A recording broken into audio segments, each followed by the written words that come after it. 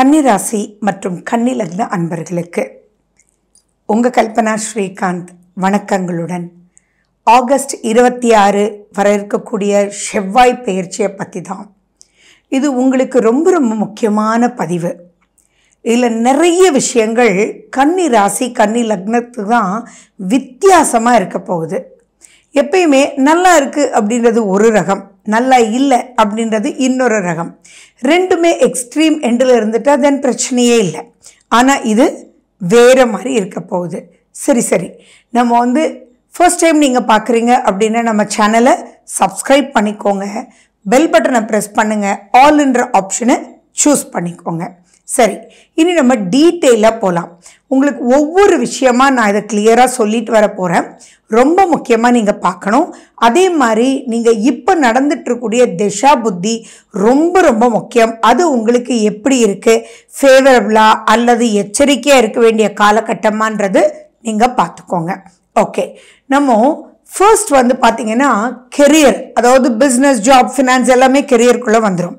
இதில் எப்படி இருக்கும் அப்படின்னா பயங்கர சூப்பராக போயிட்டுருக்கோங்க. ஆனால் அங்கே தாங்க பிரச்சனை. என்ன சொல்கிறேன் அப்படின்னு பார்த்தீங்கன்னா, ஃபார் எக்ஸாம்பிள் இப்போ என்ன பண்ணுவீங்கன்னா, ஒரு அட்வர்டைஸ்மெண்ட் போர்டு போடலாம் அப்படின்னு டிசைட் பண்ணுவீங்க. நல்லா ஓடிட்டுருக்கோம்.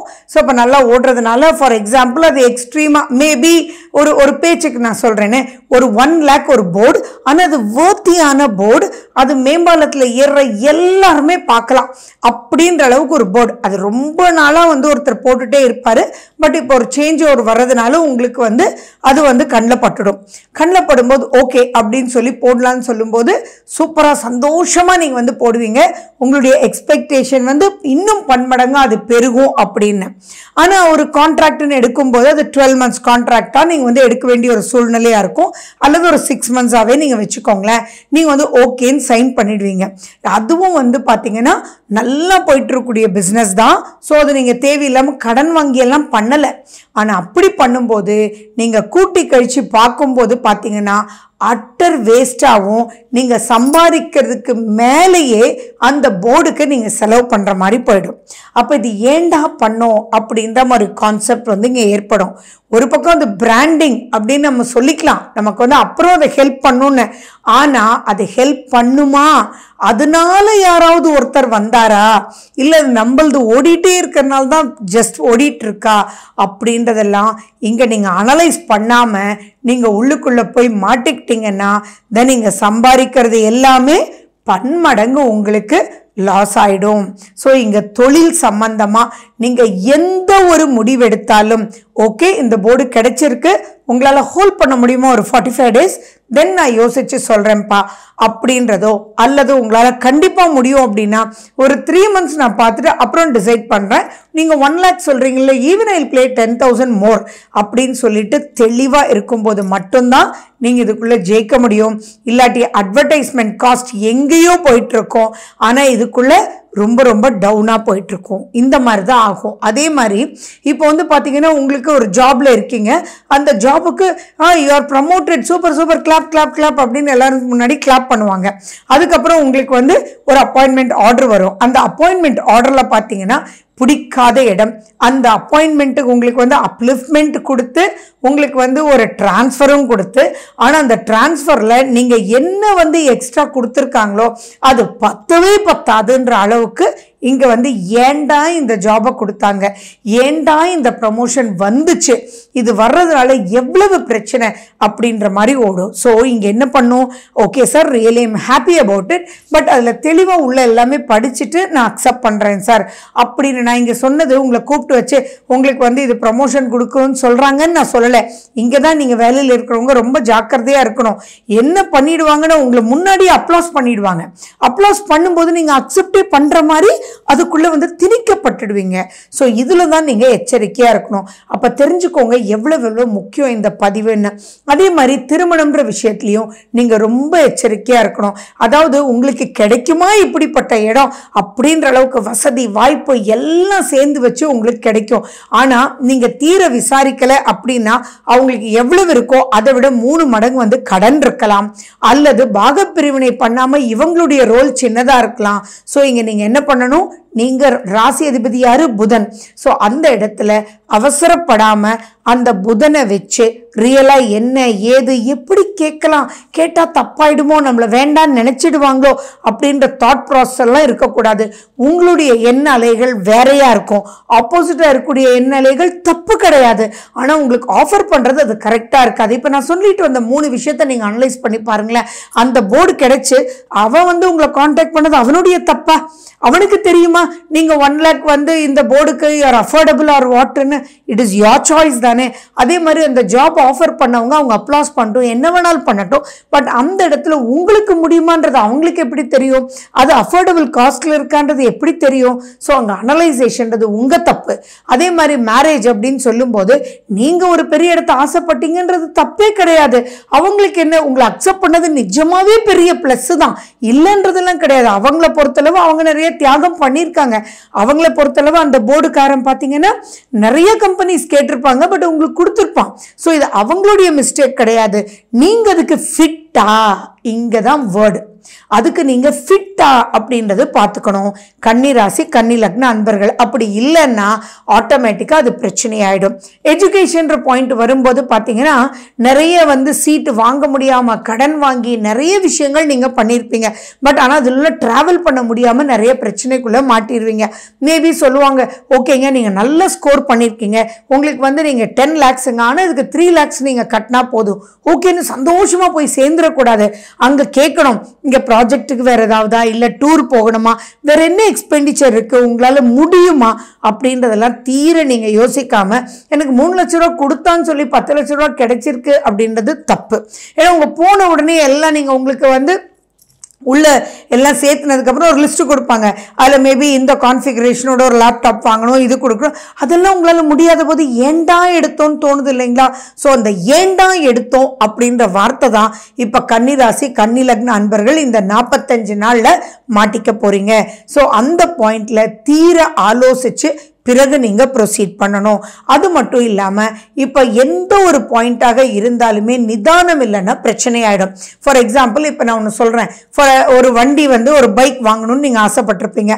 அந்த பைக் போய் பார்க்கும்போது நீங்க நினைச்சிருப்பீங்க ஒரு 3 மாசம் கழிச்சு வாங்கலாம் அப்படின்னு சொல்லி உங்க பேரண்ட்ஸ் எல்லாம் சொல்லியிருப்பாங்க.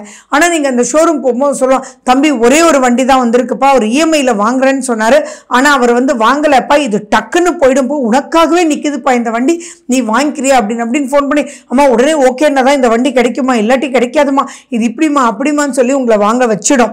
அதுல சொல்லுவாங்க, நீங்க பார்த்தது 1 லட்ச ரூபா வண்டி, ஆனா இது 1.5 லட்ச ரூபா வண்டிப்பா, ஆனா கிடைக்கவே கிடைக்காதுப்பா, இதுக்கு நீங்க wait. So it's all the right version.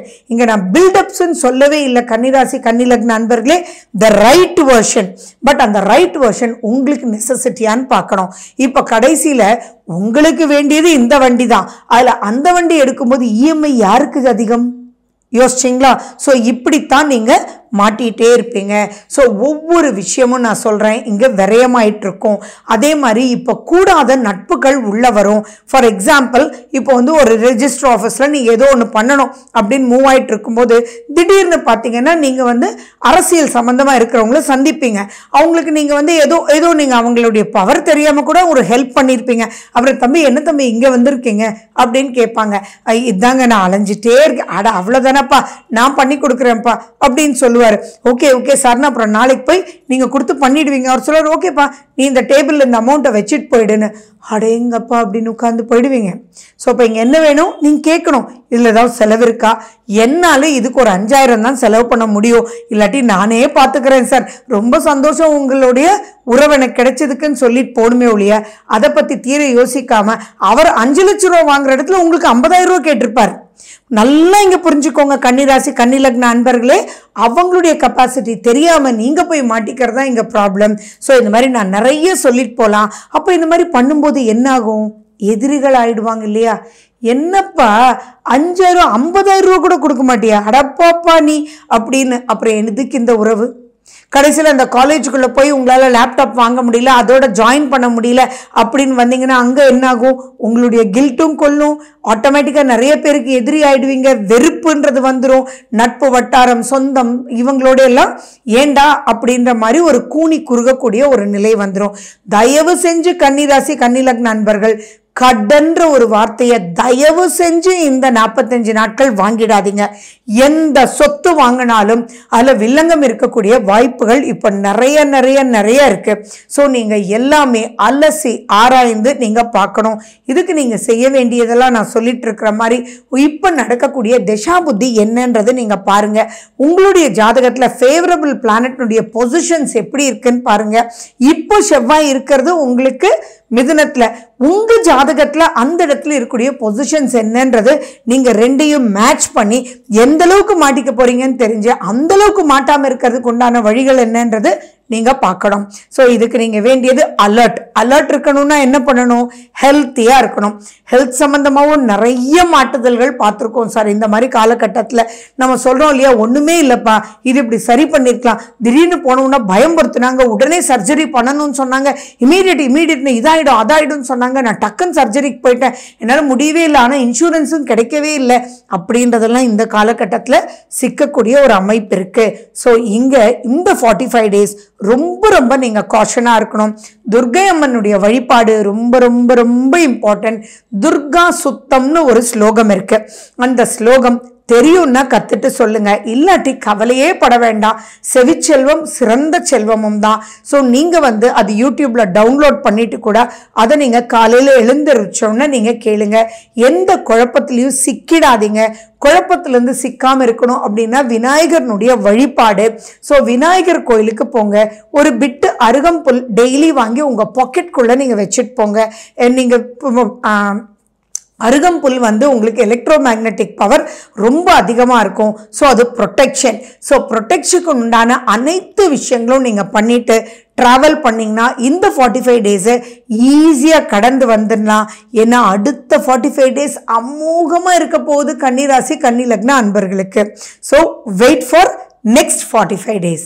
Okay, wish you good luck. Please be alert. வணக்கம், நன்றி.